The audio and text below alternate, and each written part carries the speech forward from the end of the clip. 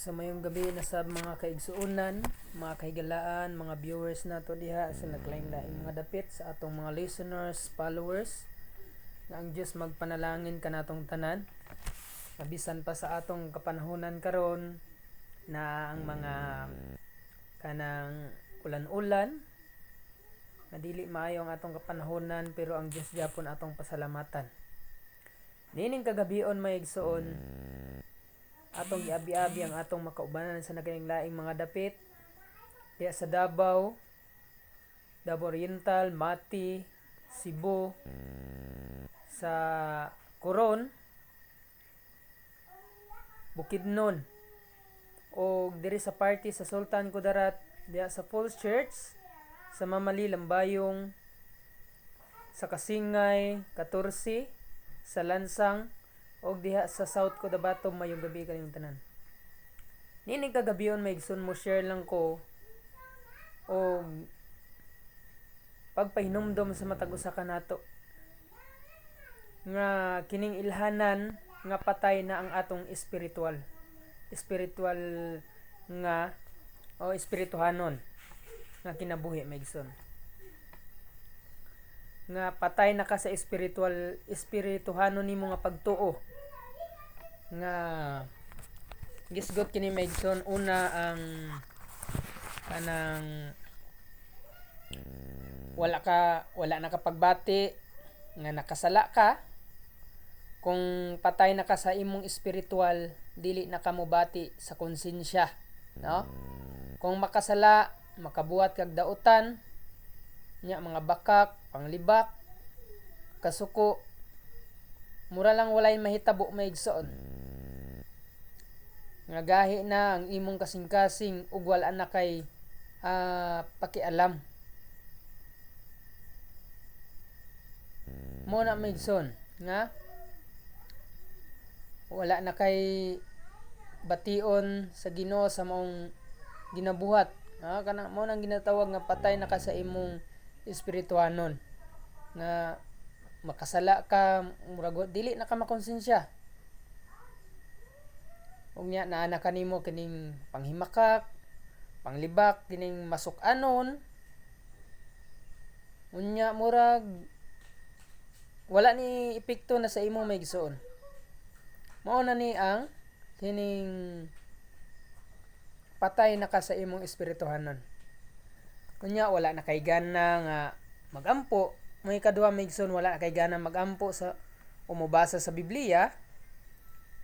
Lisod na nimo buhaton ang pagampo ug magbasa sa pulong sa Ginoo.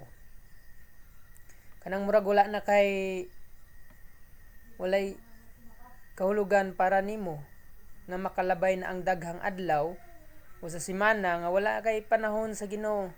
Nga murag imong paminaw okay na sa imo nga sa gula, dili na ka maka-communicate ngadto sa Dios. Wala na ipagbasa-basa sa Biblia. Murag wala na kuan sa imo, murag wala na kanang dili na ka affected may igsoon.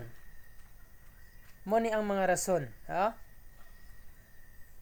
Wala, bisag wala na kay panahon sa Ginoo, pero murag imong sa imong paminaw okay lang may igsoon. Murag okay ra gyud sa imo, ha? No, diya nato masabtan nga ang imong espirituhan nagka na maamnaw kapatay. Nga unya ang ikatulo maigsoon, kanang mas giuna nimo ang kalibutan kaysa Ginoo. Mas giapas nimo ang kalipay sa kalibutan, ang kining magsikat ka, gusto ka maila sa mga tawo kaysa kabubuton sa Ginoo. Nga ang imong desisyon ug kinabuhi gisunod sa uso, dili sa Espiritu Santo. Mo na maigsoon nga dili gyud nimo gusto nga nakapirmi sa ilalom, gusto ka nga naagid ka sa taas, ha? Unya wala na kay wala nay bunga sa imong pagtuo. Wala na kay makita nga kausaban o mga bunga sa imong kinabuhi, sama sa gugma, kalinaw, pinanggaon ug pagkabalaan.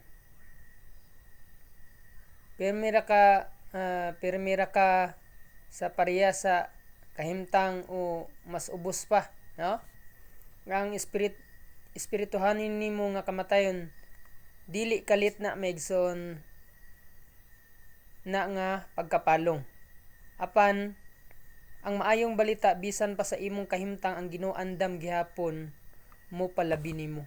Muna maigsoon ka importante ang Dios bisan ganin ato siya biyaan, bisan kita nawili na sa kalibutan. Pero ang Dios maigsoon ingon siya nga naa gyapon siya andam sa mupa andam siya gyapon, no? Mupabuhi nimo. Ang gisulti sa Epeso 5:14 maigsoon nagsulti siya nga pagmata ikaw nga magatulog og bumangon ka gikan sa mga paghatagan ikaw ni Kristo. Mo ni maigsoon gikan sa mga patay kining gisulti diri maigsoon bahin kini sa atong espirituhanon nga kamatayon. Ining anam-anam nagkamatay ang atong espirituhanon nga pagpangalagad, mawala na ang atong pagka-Dios nun. Mawala na atong pagpangalagad. Muna ang upat ka mga ilhanan maigsoon nga patay na ka sa imong espirituhanon. Physical buhi pero ang imong espirituhanon maigsoon mao ang patay. Nining kagabion ang Dios magpanalangin kanatong tanan